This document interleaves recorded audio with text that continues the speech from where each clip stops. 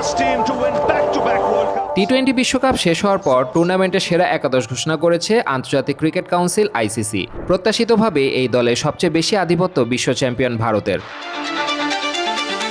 শিরোপাজয়ী ভারতীয় দল থেকে জায়গা পেয়েছেন 4 জন ক্রিকেটার: সঞ্জু স্যামসন, জশপ্রীত বুমরা, ঈশান কিষান ও হার্দিক পান্ডিয়া।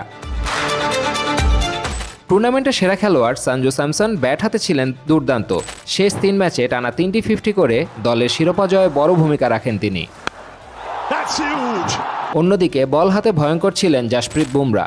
ফাইনালে মাত্র 15 রানে 4 উইকেট নিয়ে ম্যাচ সেরা হন এই ভারতীয় পেসার। পুরো টুর্নামেন্টে তিনি নিয়েছেন 14 উইকেট।